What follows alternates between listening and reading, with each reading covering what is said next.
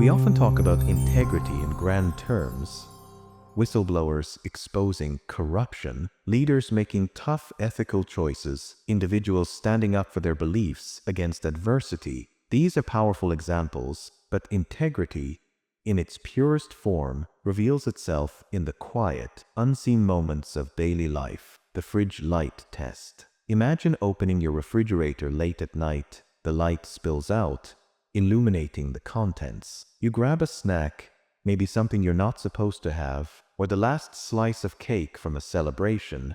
No one is watching, no one will ever know. You could take that extra bite, or finish it all, and simply close the door. The light goes off, and the world remains unchanged. This is the test. It's about what you do when the spotlight fades, when there are no witnesses, no applause, no consequences. In these moments when you think no one sees, your true character speaks. Do you cross the line, or do you close the door, honoring your own boundaries, your word, your truth? Integrity isn't about perfection, it's about wholeness, alignment between your actions and your values, being the same person in the dark as you are in the light, not following rules for show, but listening to that quiet compass inside, no matter the cost. The fridge light test isn't just about food, it's everywhere. The extra 5 minutes on a timesheet when you left early, the exaggerated detail in a story to shine brighter, the private message forwarded without permission, the small mistake at work pinned on someone else, the credit taken for another's idea. Each time the fridge light flickers on, it exposes the choice, what's easy or what's right. Failing the test feels harmless.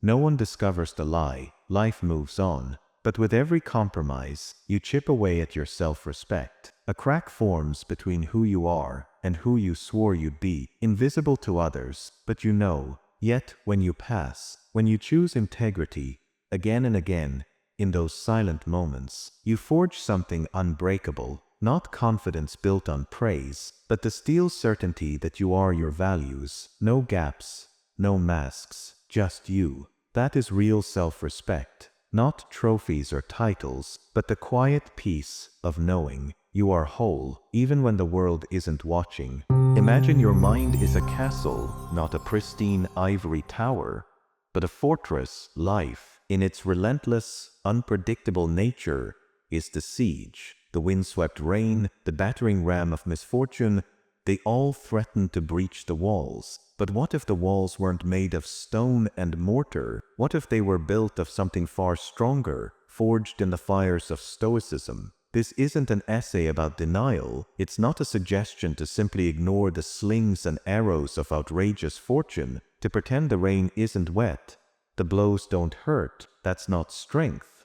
That's delusion. Instead, Stoicism offers a profoundly practical approach, building walls within the castle. Think of it this way: the outer walls of a castle might crumble, invaders might breach the gate, but within those walls lies the keep, the last refuge, the heart of the fortress. Stoicism is about constructing that inner keep, brick by brick. Each brick is a principle, a practice, a way of seeing the world that transforms your reaction to it. One core Stoic idea is understanding what you control and what you don't. You don't control the weather, the actions of others, or the passage of time. You control your response.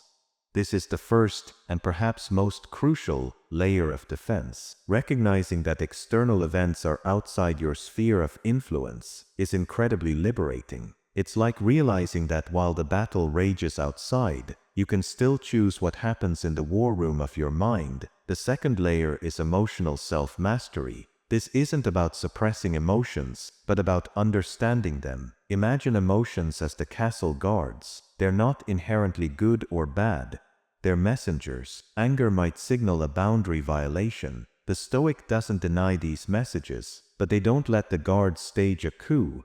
They listen, they understand, and then they decide how to act, based on reason, not blind reaction. Consider the metaphor of a river. Life, like a river, throws all sorts of things at you: smooth stones, jagged rocks, debris and beauty. You can't control what the river brings, but you can control how you navigate it. You can build a strong boat, learn to steer, and develop the skill to navigate the currents. This inner fortress, built of self-awareness, discipline, and wisdom, isn't a static structure. It's a living, evolving thing. Every challenge, every setback, every moment of adversity is an opportunity to reinforce it, to add another layer of strength. And here's the profound truth at the heart of it. This inner fortress isn't just about withstanding the siege. It's about finding freedom within the walls. True peace, true joy, and true fulfillment isn't dependent on the external world, but on the unassailable strength of your own mind. You can lose battles, but still win the war. You can be battered by the storm, but remain unbowed, because the real kingdom, the only one that truly matters, lies within. Imagine you're at a dinner party. The guests are your personal heroes, people you deeply admire for their wisdom, integrity, and character. How would you behave? This isn't just fantasy, it's the dinner party test. A powerful tool for self-evaluation. It asks us to live as if our heroes are watching. We all have figures who inspire us, historical, contemporary, even fictional. They represent our highest ideals. The test is simple. Would they be proud of your choices, your words, your actions right now? Daily life pulls us away from our values. We chase quick wins, follow the crowd, take shortcuts. The dinner party test realigns us like a moral compass, pointing true north. Easy to perform for an audience. The real test comes when no one's watching. Would you still act with honor? This isn't about perfection. It's about practice, building integrity through conscious choices, especially when it's hard. Apply it anywhere. Would your heroes approve how you lead, handle conflicts, define success? In relationships, would they admire your honesty, your compassion, your grace?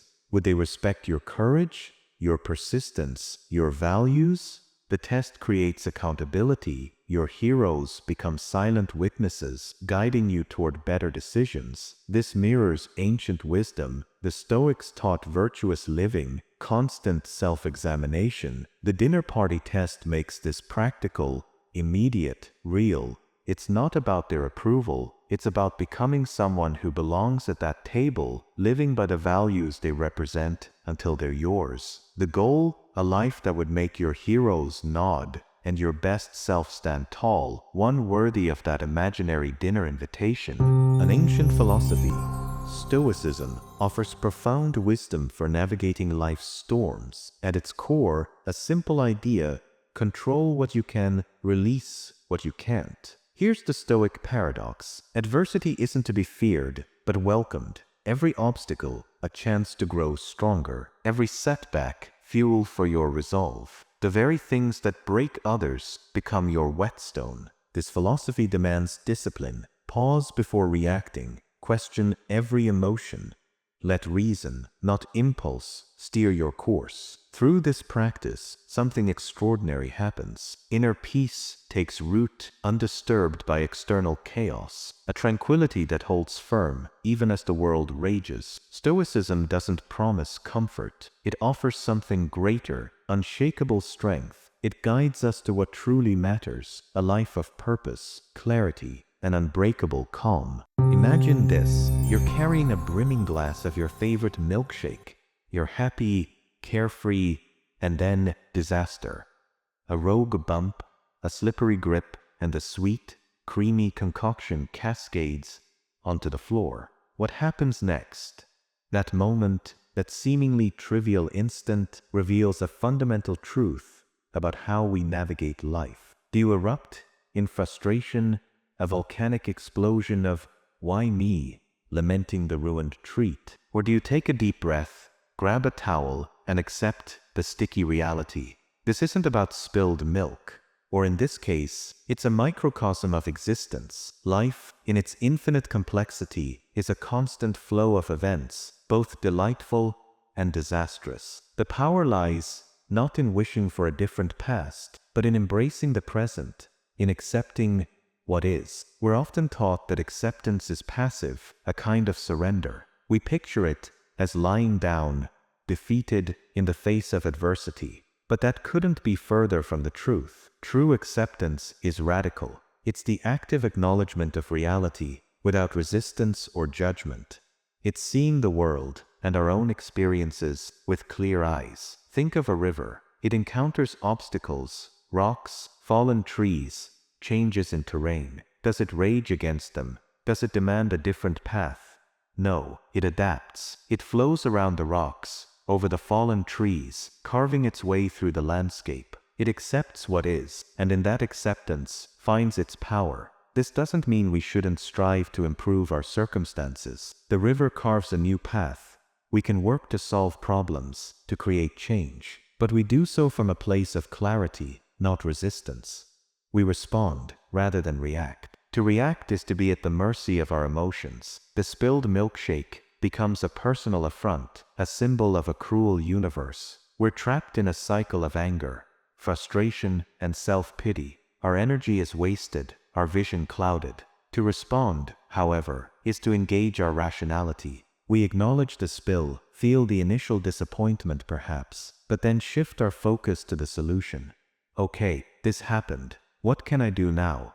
We choose our actions rather than being driven by our emotions. This ability to respond, to accept what is the foundation of resilience, of emotional intelligence, of true power. It frees us from the tyranny of our own expectations. We begin to see that life isn't happening to us, but through us. Consider a tree in a storm. The wind howls, the branches sway, the rain lashes down. The tree doesn't fight the storm. It can't. If it resists, it will break. Instead, it bends. It yields. It accepts what is, and in that flexibility, it finds its strength. It survives. We too are subject to the storms of life, the unexpected setbacks, the painful losses, the moments of chaos. We cannot control these events, but we can control how we respond. We can choose to be rigid, to resist, and risk being broken. Or we can choose to be like the tree, to bend, to yield, to accept. At its deepest level, accepting what is about aligning ourselves with the fundamental nature of reality. It's about recognizing that everything is in constant flux, that change is the only constant. It's about letting go of our need for control, our attachment to how we think things should be, and embracing the beauty and messiness of how things are. This isn't passive resignation, but a profound awakening. It's the realization that true freedom lies not in changing the world to fit our desires, but in changing ourselves to fit the world. It's the understanding that within every what is, there is an opportunity for growth, for learning, for deepening our understanding of ourselves and the universe. So, the next time life throws you a curveball, a spilled milkshake, a missed opportunity, a difficult challenge, remember the power of what is. Take a deep breath, acknowledge the reality, and choose your response. You might be surprised at the strength you find, not in resisting the flow of life, but in flowing with it. Imagine two musicians. Both are incredibly skilled, but their approaches to music, to their art, differ vastly. One plays for the grand stage, the sold-out stadiums, the roaring applause, and the glowing reviews. Their worth is measured in ticket sales, chart positions, and the number of screaming fans. Every note is played to please the audience, to garner praise, to climb the ladder of fame. This is the path of external validation. The other musician plays in a small, quiet room, perhaps alone, perhaps for a handful of close friends. Their passion is the music itself, the intricate dance of notes, the raw emotion it evokes within their own soul. They strive for mastery, for authenticity, for the pure, unadulterated joy of creation. Their reward is the deep satisfaction of a song well played, a feeling of connection to something larger than themselves. This is the path of the internal scoreboard. Both musicians may experience success in different forms, but their worth is derived from fundamentally different sources. We are all musicians in a way. We navigate the world, striving to create a life that resonates. The world offers us a symphony of external scoreboards, social media likes, professional accolades, material possessions, the fleeting approval of others. These are the metrics of external validation, the applause of the crowd. But here's the treacherous truth. This applause is a fickle master. It is as fleeting as the wind, as unpredictable as the tides. One moment it lifts us to dizzying heights. The next it abandons us in the abyss of self-doubt. To live by this external scoreboard is to surrender our self-worth to the whims of the world. We become dependent on the constant need for affirmation, forever chasing a phantom of approval. The core of the issue is simple, confusing attention with approval. External validation provides the former, but very rarely the latter. So what is the alternative? The internal scoreboard. This is the realm of self-worth, of intrinsic value, of measuring ourselves not by the world's applause, but by our own unwavering standards. It is the quiet confidence that emanates not from what we have done, but from who we are. Think of a deeply rooted tree. Its branches may sway in the breeze, its leaves may flutter in the sunlight, but its strength comes from the unseen roots that anchor it to the earth. These roots are its internal scoreboard, its connection to its own essence, its resilience in the face of storms, its quiet, unwavering commitment to growth. Our internal scoreboard is built on virtues, on values, on the content of our character. It is nourished by integrity, living in alignment with our deepest truth, even when no one is watching. Courage, facing our fears not for the sake of applause, but for the sake of growth. Compassion, extending kindness to others, not for recognition, but for the simple joy of connection. Resilience, bouncing back from setbacks, not with bitterness, but with renewed determination. Curiosity, embracing lifelong learning, not for accolades, but for the expansion of our own understanding. This is the path of the true artist. They are aware of the audience, yes, but their focus is on the art. They seek mastery, not merely applause. They understand that true success is not a destination, but a journey of continuous self-improvement. The internal scoreboard is not about ignoring the world, but about filtering it. It's about discerning whose voices truly matter, whose feedback is valuable, and whose opinions are simply noise. It's about developing a strong sense of self that is not easily swayed by the shifting tides of external judgment. It is a lifelong practice, a constant calibration. We will stumble, we will falter, we will sometimes crave the easy validation of the crowd. But we can always return to our internal compass, to the quiet voice within that reminds us of our own worth. Ultimately, the choice is ours. We can dance to the tune of external approval, forever seeking validation from a world that is both generous and cruel. Or we can cultivate our own internal rhythm, a melody of self-worth that guides us with unwavering grace, a song that is ours and ours alone. Imagine a seed, quiet, safe inside its shell, full of potential, yet untouched by experience. Then the rain falls. The earth presses in. Darkness surrounds it. For a moment, it seems like the end. Pressure builds, the shell cracks, discomfort grows. But this isn't destruction. This is transformation. That pressure, that resistance, it's the spark of growth itself, the force that splits the seed open, drives roots downward, pushes green shoots toward the light. Without this struggle, this necessary ache, the seed would never become what it's meant to be. We're no different. We carry that same potential and face the same paradox. Our comfort zones, they're cozy, familiar, safe. We cling to them, avoid hard conversations, dodge anything that might shake our equilibrium. Yet here's the truth.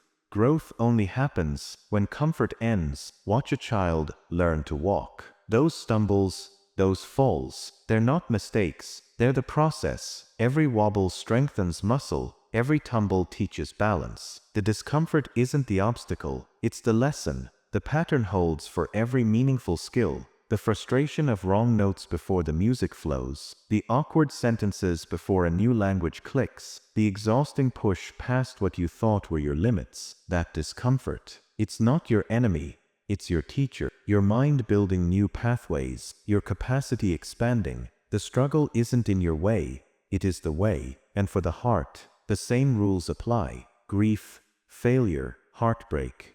They don't derail your story, they deepen it. The pain cracks you open. The discomfort reshapes you. What feels like breaking is often the start of becoming. I'm not saying chase pain. I'm saying understand its purpose. When the weight comes, when the darkness presses in, when your shell starts to split, remember, this isn't the end. This is how you grow. We all love a good underdog story. The gladiator facing the lion, the startup battling the corporate giant, the student confronting an impossible exam. That thrill when someone beats the odds, it's electric. But what if that courage wasn't luck? What if real grit isn't born, but built? Picture an actor preparing for their biggest role. They don't just hope for inspiration. They dissect every line, rehearse every gesture, even imagine worst-case scenarios. Forgotten lines, dead silence, equipment failing. Not because they want disaster, but because they're mapping the terrain before stepping on stage. Now bring this to your life. That presentation tomorrow, the pounding heart, the sweaty palms, the fear of blanking mid-sentence. Here's the secret: badasses aren't fearless. They've just rehearsed the fear first. Close your eyes, see the conference room, feel the clicker in your hand, hear your voice delivering the opening line. Now, imagine the projector dies. What do? This isn't pessimism, it's mental armor. Like a martial artist drilling katas, not expecting perfect fights, but building muscle memory for whatever comes. The Stoics called it Premeditatio Malorum, rehearsing challenges to rob them of their sting. Think of sailors in a storm. The difference between panic and poise isn't bravery, it's preparation. They've checked the radar, secured the rigging, trained for this moment. When waves hit, they're not scared, they're ready. Real badassery isn't chest-thumping courage. It's the quiet click of mental preparation. Visualizing obstacles before they appear, having if-then responses wired into your brain, knowing you've already walked this path in your mind. That's how you transform fear from a paralyzer to a compass. Not hoping against failure, but being prepared to meet it. Not just surviving the storm, but learning to dance in the rain.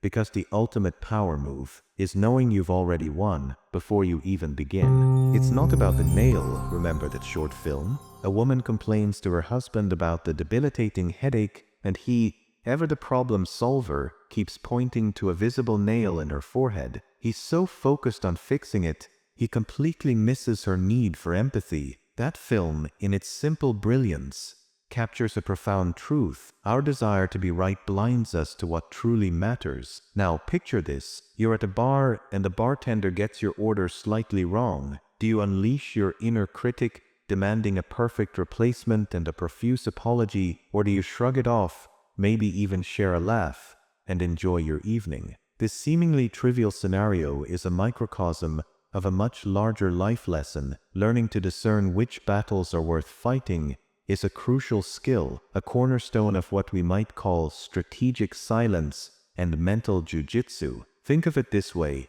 every interaction, every disagreement is a potential battle. Your ego, that ever-vigilant protector, is quick to arm itself, ready to defend your position. But what if winning these battles comes at a greater cost? Strategic silence is a key element of mental jujitsu. It's not about passive submission, it's about the active choice to withhold your words, to not engage in every argument that comes your way. It's about recognizing that some victories are pyrrhic, leaving you drained, resentful, and further from your true goals. Our brains are wired for conflict. The amygdala, the brain's alarm center, reacts strongly to perceived threats, triggering a cascade of stress hormones that prepare us to fight. In the heat of the moment, logic often takes a back seat to emotion. We become fixated on proving our point, on winning the argument, even if the stakes are incredibly low. But consider the long-term consequences. Do you want to be known as someone who is always right, but also always angry, stressed and isolated? Or do you want to cultivate a reputation for wisdom,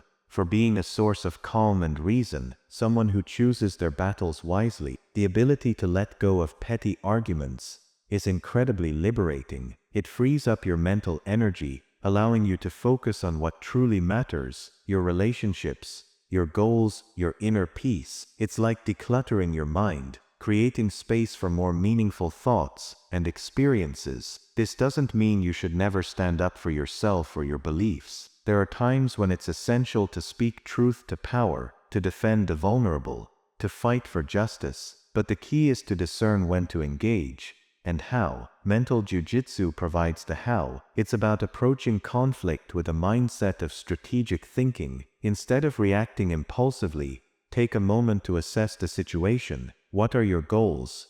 What are the potential consequences of engaging in this argument? Are you trying to win a point or build a bridge? Sometimes the most powerful response is no response at all. Silence can disarm, confuse, and even inspire reflection in the other person. It can also protect you from getting drawn into a pointless and emotionally draining battle. In the analogy of arguing with the bartender, choosing strategic silence might mean acknowledging their mistake with a simple no problem or a light-hearted, it happens. You preserve your dignity, avoid escalating the situation, and maintain a pleasant atmosphere. You haven't lost anything. In fact, you've gained something far more valuable, your peace of mind. This principle extends far beyond trivial bar encounters. It applies to disagreements with family members, conflicts at work, and even the endless debates that rage in the online world. Learning to practice strategic silence and mental jujitsu can transform your relationships, reduce your stress levels, and ultimately lead to a more fulfilling and meaningful life. The ancient Stoics understood this. They emphasized the importance of focusing on what we can control, our thoughts and actions, and accepting what we cannot, the actions of others. They recognized that getting caught up in petty arguments is a distraction from the pursuit of virtue and wisdom. So, the next time you feel that familiar urge to argue, to prove yourself right, pause for a moment, ask yourself, is this a battle worth fighting, or would you be better served by practicing strategic silence, by employing a little mental jujitsu? You might be surprised at how often the latter is the wiser choice, because in the end, winning stupid battles often means losing something far more precious, your valuable peace. In a world screaming about what we lack, the Gratitude Journal whispers a revolutionary truth. Focus on what you already have. This simple gratitude hack can transform scarcity thinking into abundance awareness. Our culture magnifies deficiency, ads whisper we're inadequate, social media showcases impossible perfection. We drown in not enough, always chasing, never arriving. The Gratitude Journal breaks this spell. It trains your attention like a spotlight, illuminating roofs over heads, meals on tables, love in relationships, morning sunlight through windows. Why does this work so powerfully? It rebuilds your brain. Neuroscience shows gratitude fires up joy centers, while quieting envy and fear circuits, like mental weightlifting for happiness muscles. It shifts your vision. Suddenly you notice the barista who remembers your order, the comfortable chair in your living room, the quiet moment before dawn. It armors you for life. Gratitude becomes an emotional reserve. When storms come, you'll remember, I have survived before. This wisdom isn't new. Ancient philosophers knew it. Spiritual traditions taught it. Now science confirms it. The Gratitude Journal simply makes it practical. Your journal needs no gold edges. A napkin works as well as leather. Consistency matters more than calligraphy. Try these approaches. Be specific, not family good, but how my sister texted exactly when I needed it. Present focus. The cool glass of water in your hand right now. The breath filling your lungs, beyond stuff. Thank your resilience, that stranger's smile, your ability to taste strawberry, feel it, let warmth spread as you write. Notice where gratitude lives in your body. This isn't just positive thinking, it's reality correction. The world contains both blessings and struggles. Gratitude ensures you see the whole picture. It's not about denying pain, but about refusing to be blinded by it. The final revelation. Abundance isn't getting everything, it's tasting everything you already have. Memento Mori, or remember to live. This ancient wisdom isn't about endings, it's about a spark to wake you up to life's blazing brightness. We tiptoe through days pretending time is endless, scrolling, accumulating, achieving on autopilot. But what if we stopped pretending? What if we let death's certainty make every sunrise electric? This is the secret. Knowing life's brevity doesn't dim its light, it makes it dazzle. Here's why this awareness thrills rather than chills. Clarity erupts. Petty worries burn away like morning fog. What remains? Only what truly matters. Love that makes your chest ache. Work that sets your soul on fire. Moments that taste like eternity. Joy amplifies. Suddenly rain sounds like applause. Your child's laughter becomes a symphony. Even your coffee cup feels sacred in your hands. Purpose crystallizes. That book, write it. That rift, mend it. That dream, chase it like you're being timed. Because you are. The greatest minds treasured this truth. Roman Stoics carved it on their rings. Renaissance artists hid it in paintings. Modern CEOs use it to cut through noise. Turn this philosophy into fuel. Morning ignition with your coffee. If today were my masterpiece, what would I create? Midday checkpoint. Is this how I want to spend my heartbeat? Evening reflection. Did I live or just exist today? This practice isn't macabre. It's your life's volume knob turned to maximum. That difficult conversation, have it. That trip you've postponed, plan it. That love you've withheld, give it wildly. Because when you truly grasp that life expires, every ordinary moment becomes extraordinary. Every someday becomes today, and every heartbeat becomes a drumroll of possibility. Your life isn't a dress rehearsal. The curtain's already up, the spotlight's on. What unforgettable performance will you give? The dichotomy of control, it's not what happens to you, but how you react to it that matters. That line, often attributed to Epictetus, echoes a powerful truth, one that forms the cornerstone of Stoicism. The dichotomy of control, at its core, this principle, this philosophical arsenal, is elegantly simple, yet profoundly transformative. It distinguishes between what we can control, our thoughts, judgments, and actions, and what we cannot, external events, other people's opinions, and the outcomes of our endeavors. Imagine a sailor navigating a ship. He can control the sails, the rudder, and his own skill, but he cannot control the wind, the waves, or the currents. His success depends not on the whims of the sea, but on his ability to masterfully handle what he can influence. This is the essence of the dichotomy of control, recognizing that our serenity and effectiveness lie not in bending the world to our will, but in aligning our will with the world as it is. Why is this distinction so crucial? Firstly, it liberates us from unnecessary suffering. How much anxiety, frustration, and disappointment do we inflict upon ourselves by fixating on things we simply cannot change? We worry about the future, ruminate about the past, and obsess over other people's behavior. The dichotomy of control gently reminds us to release our grip on these uncontrollable elements and redirect our energy towards what is within our power. Secondly, it empowers us to take responsibility. By acknowledging that our thoughts and actions are our sole domain, we reclaim our agency. We recognize that we are not mere victims of circumstance, but active agents in shaping our own experience. This empowers us to make conscious choices, to cultivate virtue, and to strive for excellence in all that we do. Thirdly, it enhances our effectiveness. When we focus our efforts on what we can control, we maximize our impact.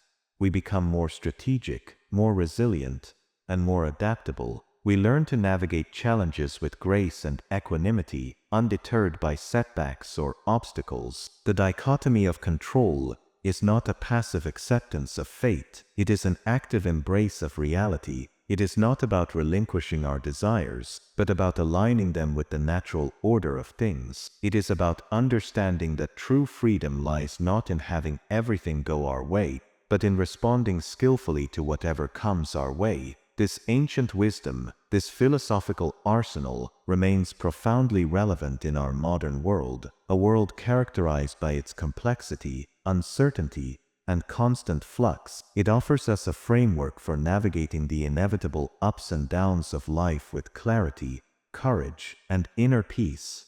By mastering this dichotomy, by distinguishing effort from outcome, we equip ourselves with the tools we need to not only survive, but to thrive. We cultivate a mindset of resilience, a spirit of agency, and a heart of acceptance, and in doing so, we discover the true source of our power, the ability to choose our response. In life's grand tapestry, what threads will tell your story? Will it be woven with fading gold leaf, or unbreakable fibers of character? The world shouts about achievements, while true success whispers through virtues. We chase validation like thirsty travelers in a desert, collecting titles, pursuing applause, mistaking these for meaning. But trophies tarnish, records are broken, and fame fades faster than evening shadows. What remains? The indelible mark of who you truly were. Remember those who shaped you. Were they known for their trophies? Were they known for their trophies, or their truth? Their courage that moved you, their integrity that guided you, their compassion that transformed you. Why character outlives accolades. Accolades expire, character endures. One belongs to moments, the other to eternity. Accolades are given, character is grown. One depends on others, the other springs from within. Accolades can deceive, character never lies. One creates an image, the other reveals essence. Character transforms, accolades merely impress. One changes lives, the other collects applause. This isn't about rejecting success, but redefining it. Did you climb with clean hands, build while lifting others, win without losing yourself? Your legacy won't be measured in certificates, but in the trust you built, the hope you planted, the lives that flourished in your light. When the final chapter closes, no one will quote your awards. They'll remember how you made them feel, the storms you weathered with grace, the love you gave without expectation. For in the end, true success isn't what you acquired, but what you contributed. Not how high you rose, but how deeply you rooted. The world may cheer your achievements, but history will echo your character. Show me your heroes, and I'll show you your future. This profound truth reveals how our role models shape who we become. We are wired to imitate. As children, we copy speech and gestures. As adults, we unconsciously adopt the values and behaviors of those we admire most. Our heroes become living blueprints for what's possible. Why do role models matter so deeply? They light our way. Seeing virtues embodied in real people makes abstract ideals tangible. A historical figure's courage, a mentor's integrity, a parent's resilience.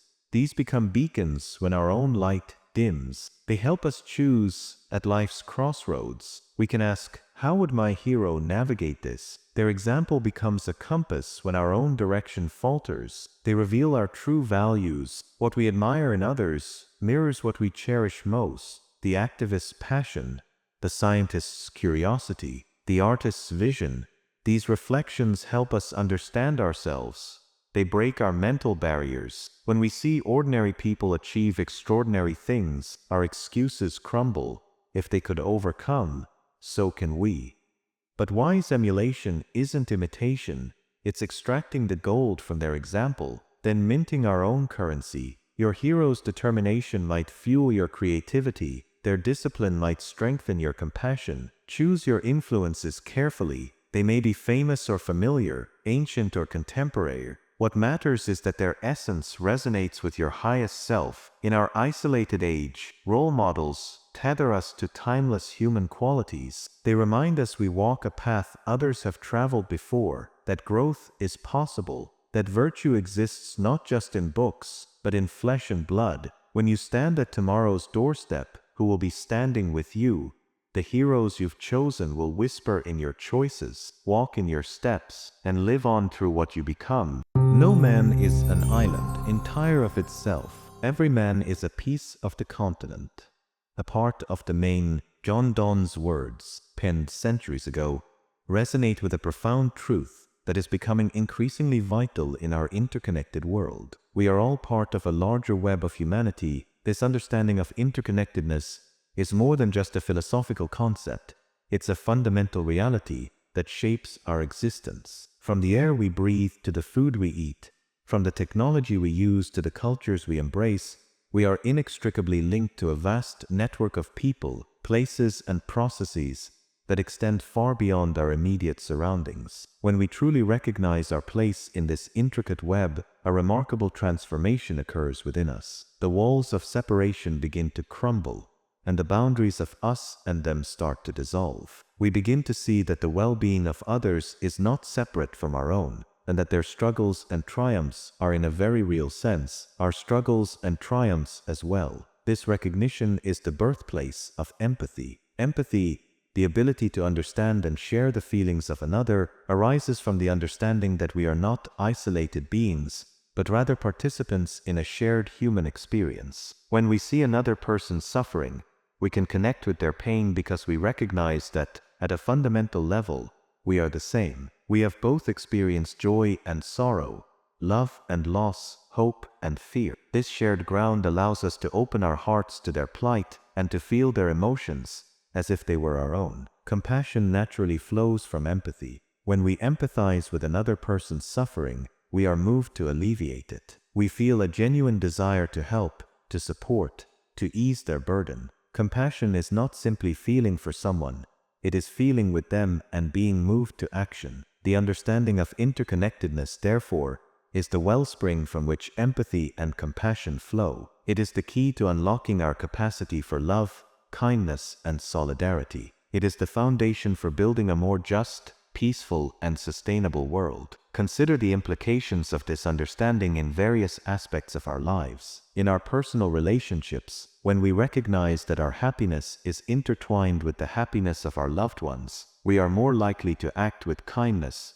patience, and understanding. We prioritize their needs, celebrate their successes, and support them through difficult times. In our communities, when we see ourselves as part of a larger community, we are more likely to participate in civic life, to volunteer our time, and to work towards the common good. We understand that our actions have consequences that extend beyond ourselves, and that we have a responsibility to contribute to the well-being of the whole. In our global society, recognizing our interconnectedness on a global scale allows us to address issues such as poverty, inequality, and climate change with a sense of shared responsibility. We understand that these are not problems that affect others, but challenges that threaten the entire human family. In conclusion, the understanding of interconnectedness is not just a lofty ideal.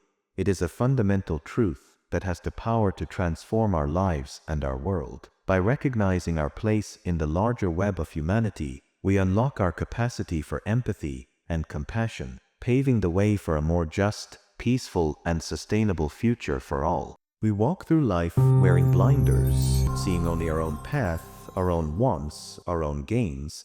But what if we removed those blinders? What if we carried a compass that pointed not to mine, but to ours? This common good compass isn't revolutionary. It's ancient wisdom repackaged for modern times. Aristotle called it Eudaimonia, human flourishing, measured by community health, not personal trophies. Here's how it works in practice. Before any choice, ask one piercing question: who benefits besides me? 3 dimensions guide us. The ripple test.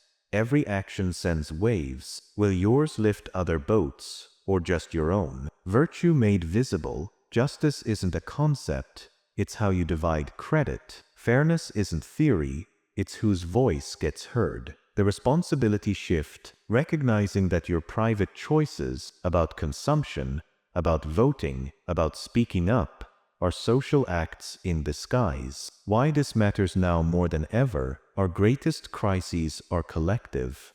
Climate change ignores borders. Inequality destabilizes societies. No one swims alone in rising tides. See the compass in action, at work. The promotion isn't the question. The question is, did you earn it without burning bridges? Did you leave ladders down for others? In your neighborhood, that not my problem pothole, it's shaking every car, including yours eventually. In everyday choices, the reusable cup, the civil disagreement, the extra minute listening. These are love letters to the commons. Yes, it demands more. Sometimes your wallet will be lighter, your schedule tighter, your patience thinner, the patience thinner, but in return, you become part of something that outlasts you, This isn't about sainthood, it's about finally seeing what was true all along. Your well-being is braided with everyone else's. The compass needle always points to this truth. We survive alone, but we thrive together. When life presents you with a problem wrapped in layers of complexity, each opinion adding weight, every assumption obscuring the truth, the ancient Stoics offer us a blade sharp enough to cut through first principles thinking. This is the art of peeling back everything we think we know until we reach the irreducible core, like stripping an onion down to its vital center while letting the outer skins fall away. In our age of endless information and competing narratives, this discipline becomes not just useful but vital. It grants us the clarity to see through noise when we're drowning in data, the discernment to resist emotional manipulation when others would sway us, and the creative freedom to build entirely new solutions when conventional approaches fail. Most importantly, it provides an unshakable foundation when the ground beneath us feels uncertain, the way a tree's deepest roots keep it standing through the storm. The Stoics didn't merely teach this, they lived it. Epictetus anchored himself to one fundamental truth, that our power lies only in our choices, never in external events. Marcus Aurelius practiced daily the stripping away of illusions, constantly asking what remained when all stories and interpretations were removed from any situation. We can cultivate this same approach today. Consider the fear of public speaking, that knot of anxiety so many of us know. First, we name the beast clearly. I'm afraid of failing on stage. Then we dissect its components, the imagined judgments, the dread of mistakes, the fear of appearing foolish. Next, we separate fiction from fundamental truth. Audiences generally want speakers to succeed. Minor stumbles are expected and forgiven, and what feels like catastrophe in our minds rarely registers as such to observers. Finally, we rebuild from these truths, preparing thoroughly while accepting imperfection, focusing on serving the audience rather than proving ourselves, understanding that growth comes through practice rather than perfection. This is the alchemy of first principles thinking, transforming paralyzing fear into focused preparation, turning self-doubt into clear-eyed self-assessment, converting avoidance into purposeful engagement. It's more than problem-solving, it's a homecoming to what's essential. When everything around us shifts and blurs, these fundamental truths become handholds in the rock face, giving us purchase when we might otherwise fall. The Stoics left us this tool, not as philosophy to admire, but as practice to employ. It waits now as relevant as ever, for the executive facing a difficult decision, the artist breaking creative blocks, the student overwhelmed by complexity, the human being navigating life's inevitable challenges. The next time you face a problem that seems insurmountable, remember the solution begins when you stop adding layers and start peeling them away, one by one, until only the essential remains. We often equate freedom with the ability to do anything we want, to have limitless choices, and to be unconstrained by external forces. But the Stoics, those ancient philosophers of self-mastery, offered a radically different perspective.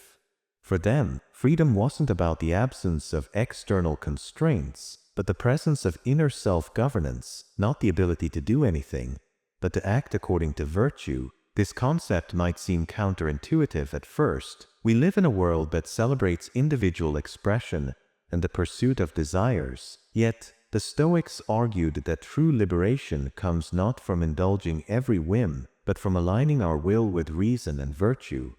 Epictetus, a former slave who became one of the most influential Stoic philosophers, famously said, "He is free who lives as he wishes," but he quickly clarified that wishes should be understood not as fleeting desires or impulses, but as a reasoned and virtuous will. Why did the Stoics define freedom in this way?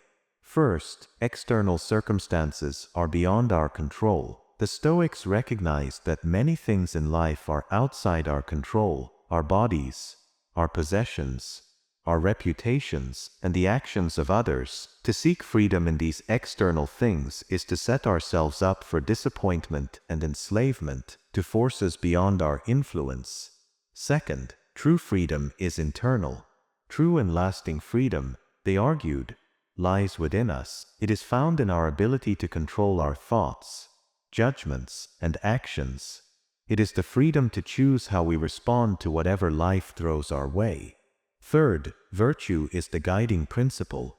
For the Stoics, virtue, wisdom, justice, courage, and temperance is the highest good. To act virtuously is to live in accordance with nature and reason. Therefore, true freedom comes from acting in accordance with these virtues. Consider the analogy of a ship that is tossed about by the waves and blown around by the wind, without a skilled captain at the helm, is not free.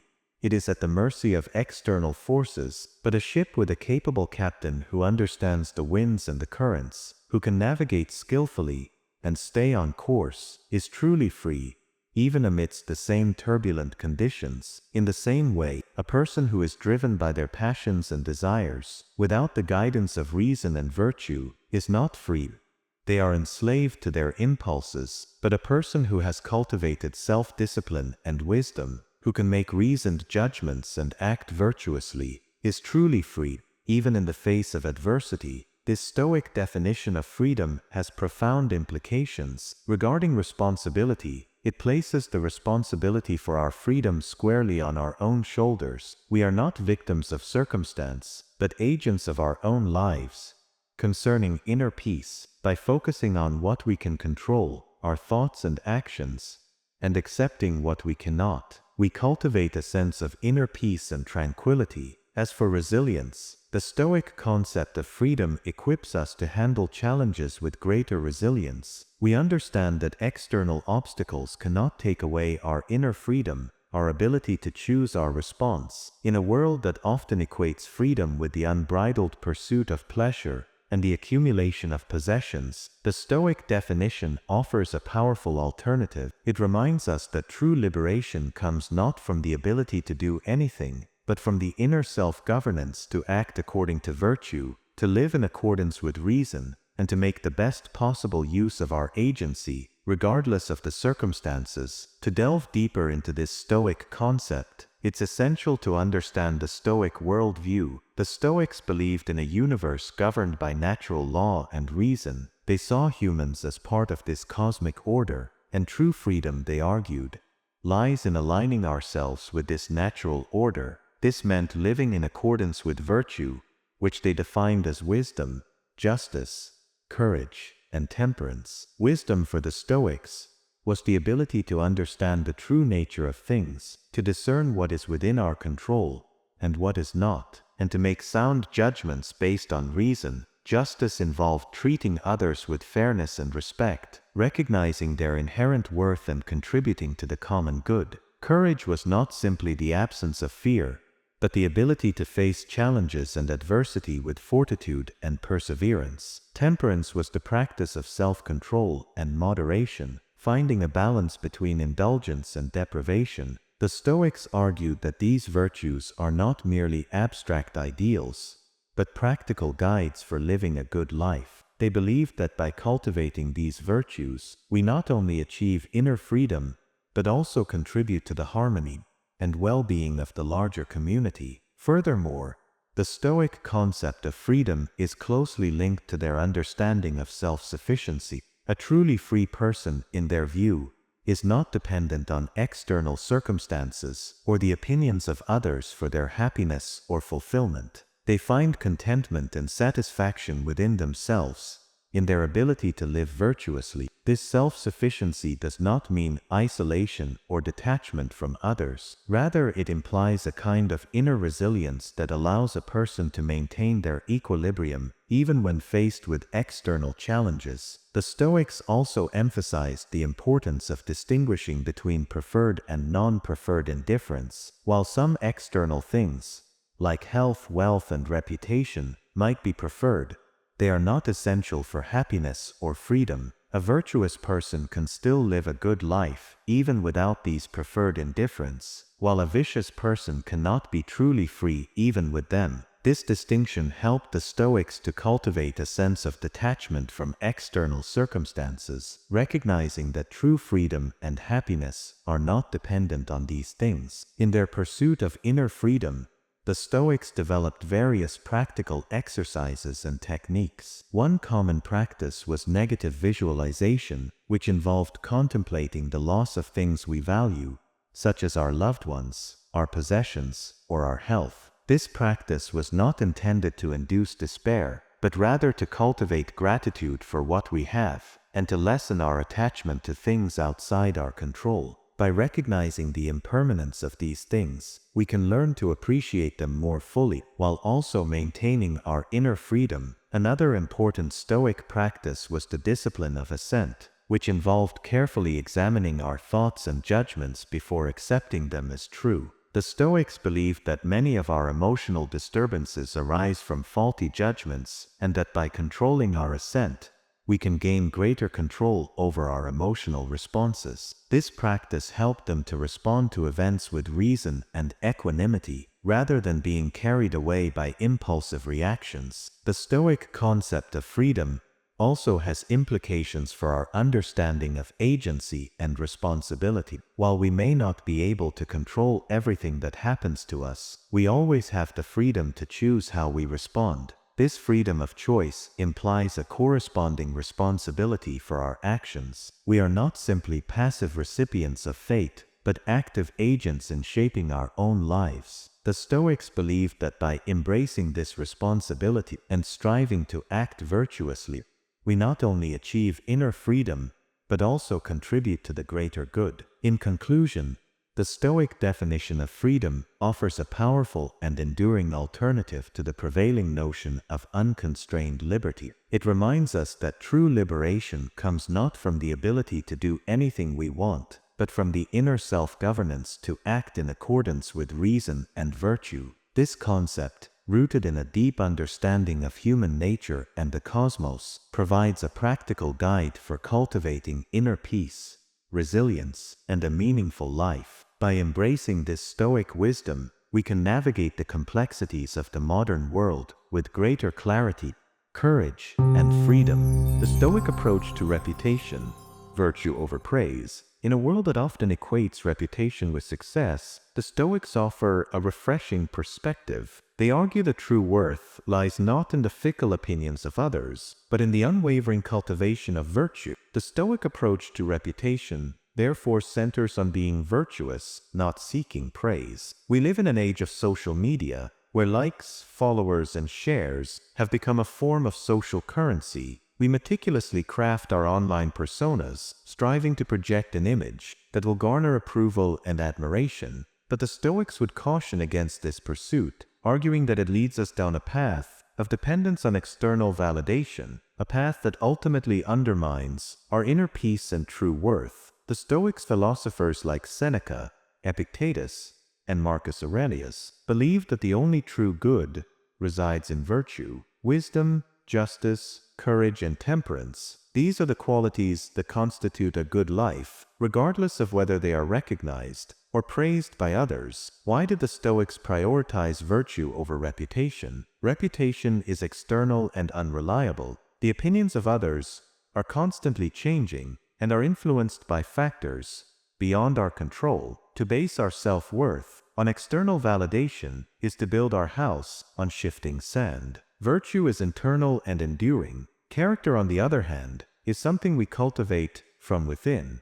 It is a reflection of our inner being and remains with us, regardless of external circumstances. The pursuit of praise can corrupt. When our primary focus is on gaining approval, we may be tempted to compromise our values, to act inauthentically, or to prioritize popularity over what is right. True worth is found in virtue. The Stoics believed that living in accordance with virtue is its own reward. It brings a sense of inner peace, fulfillment, and alignment with the natural order of the universe. Marcus Aurelius, the Roman emperor and Stoic philosopher, famously advised, "Don't be concerned with other people's opinions. Be concerned with living in accordance with nature." This encapsulates the Stoic attitude towards reputation. It's not that they were indifferent to how others perceived them, but they recognized that true well-being comes from living virtuously, regardless of external validation. This doesn't mean the Stoics advocated for being reckless or disregarding social norms. They understood that a good reputation can be a natural byproduct of virtuous living. A person who is consistently honest, just, and kind will likely be well regarded by others. However, the key is that the focus remains on being those things, not on appearing to be those things. Seneca, another prominent Stoic, wrote extensively on the topic of reputation. He distinguished between true glory and fleeting popularity. True glory, he argued, comes from living a life of virtue, while popularity is often based on superficial qualities or external achievements. He urged his readers to pursue the former and not be swayed by the latter. The Stoic philosophers viewed virtue as the sole source of true goodness, and therefore the foundation of a meaningful and fulfilling life. They identified 4 cardinal virtues: wisdom, Sophia, the ability to understand the world around us, to discern truth from falsehood, and to make sound judgments. A wise person seeks knowledge, reflects on their experiences, and strives to live in accordance with reason. Justice, treating others with fairness and equity, respecting their rights, and contributing to the common good. A just person acts with integrity, upholds moral principles, and seeks to create a society where everyone can flourish. Courage, the ability to face challenges, adversity, and even fear with fortitude and resilience. A courageous person does not shrink from difficult situations, but rather confronts them with determination and perseverance. Temperance, the practice of self-control, moderation, and balance. In all things, a temperate person avoids excess, lives in accordance with reason, and maintains a sense of inner harmony. These virtues, according to the Stoics, are not merely abstract concepts, but practical guides for living a good life. They are interconnected and interdependent, forming a holistic framework for ethical decision-making and action. The Stoics believed that by cultivating these virtues, we not only achieve inner peace and fulfillment, but also contribute to the well-being of the larger community. A virtuous person is a good citizen, a reliable friend, and a responsible member of society.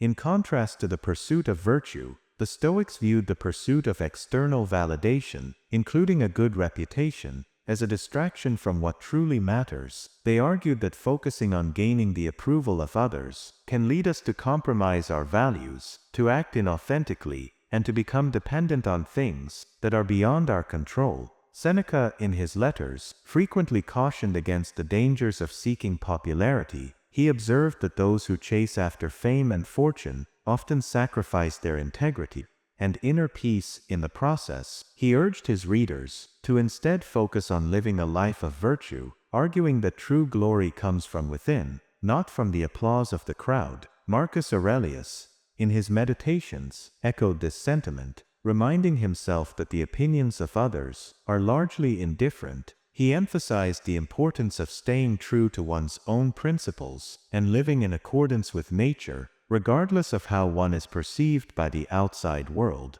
Epictetus, in his discourses, took an even more radical stance, arguing that we should not be concerned at all with what others think of us. He believed that our reputation is entirely outside our control, and that worrying about it only leads to anxiety and self-doubt. He encouraged his students to focus solely on their own actions and judgments, striving to live virtuously without regard for external validation. While the Stoics emphasized the importance of virtue over reputation, they were not advocating for a complete disregard for social norms or the feelings of others. They recognized that living in a community requires a degree of consideration for how our actions affect those around us. However, they believed that our primary focus should always be on doing what is right, regardless of the potential consequences for our reputation. A virtuous person, they argued, will naturally act in ways that are beneficial to others, and as a result, will likely earn their respect and admiration. In conclusion, the Stoic approach to reputation represents a fundamental shift in perspective. From seeking external validation to cultivating inner virtue, it is a reminder that true worth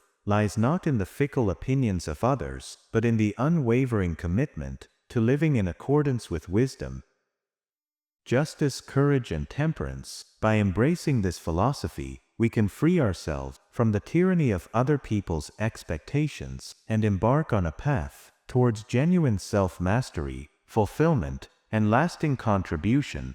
Will this matter in a year? In 10 years? This simple but profound question cuts through life's chaos like a lighthouse beam through fog. When daily life sweeps us into its whirlwind of pressing deadlines, flaring conflicts, and multiplying worries, everything feels urgently important. Yet the ancient Stoics, those masters of clear perspective, offer us this anchoring question to regain our footing. This mental tool acts as a perfect filter, separating what genuinely deserves our energy from what merely shouts the loudest. When facing any situation, we need only pause and ask, will this still matter in a year, in 10 years? The answer reshapes our view instantly. What makes this test so transformative becomes clear when we apply it. First, it shrinks trivialities to their true size. That rude comment, the missed bus, the spilled coffee. Seen through time's lens, they become what they always were, momentary blips on life's radar. More importantly, it reveals our enduring values, relationships, character growth, meaningful work. These are what time won't erase, what will still matter when today's emergencies fade from memory. This perspective cools emotional fires by creating crucial space between what happens and how we respond, allowing us to choose rather than simply react. Ultimately, it aligns us with true purpose. When we act based on what will last, our days gain direction and our choices gain weight. Consider how the great Stoics applied this. Seneca, writing by candlelight about life's brevity; Marcus Aurelius, ruling an empire while remembering its temporary nature; Epictetus, teaching that freedom comes from focusing only on what we control. They all used this test not to dismiss life's challenges, but to meet them with proper proportion. That argument that feels world-ending today, that mistake that seems career-breaking now, that inconvenience that appears unbearable, time's perspective reveals their true scale and shows us exactly where to focus our most precious resource, our attention. Seneca, in his letters, often urged his readers to consider the vastness of time and the brevity of human life. He argued that many of our anxieties stem from a distorted sense of proportion, from magnifying the importance of things that are ultimately insignificant. By contemplating the immensity of the cosmos and the fleeting nature of our existence, he believed we could gain a more balanced perspective and focus on what truly matters. Marcus Aurelius, in his Meditations, applied the test of time to a wide range of situations, from dealing with difficult people to facing his own mortality. He would often ask himself whether a particular event would still trouble him in the grand scheme of things, and if not, he would choose to let it go and focus his attention on more meaningful matters. Epictetus, in his discourses, emphasized the importance of distinguishing between what is within our control and what is not. He argued that we should concern ourselves only with our own thoughts and actions, which are the only things that truly belong to us and that have lasting value. External events, such as our reputation, our possessions, or the opinions of others, are beyond our control and should not be a source of anxiety. Here's how we can apply the test of time in our daily lives. First, identify the situation. Clearly define the event, problem, or emotion that is causing you stress or concern. Next, ask the key question, will this matter in a year, in 10 years? Then consider the long-term perspective. Imagine yourself in the future, looking back on this situation. What will you remember most? What will have had a lasting impact on your life? Finally, adjust your focus accordingly. If the situation is likely to be insignificant in the long run, try to let it go. If it will have lasting consequences, prioritize it and act with purpose. For example, if you're stressed about a minor work mistake, apply the test. Ask yourself, will this matter in a year, you'll likely realize that while it feels important now, it won't have significant long-term consequences. This can help you regain composure and focus on what truly matters. Similarly, when facing major career decisions, ask which path aligns with my long-term fulfillment and values. This clarifies priorities and helps you choose with purpose. The Stoic test of time offers powerful perspective. It reminds us that life is short, most worries are temporary, and we should focus our limited time on cultivating virtue, building meaningful connections, and making a positive impact. By applying this test regularly, we navigate life's challenges with greater wisdom, resilience, and purpose.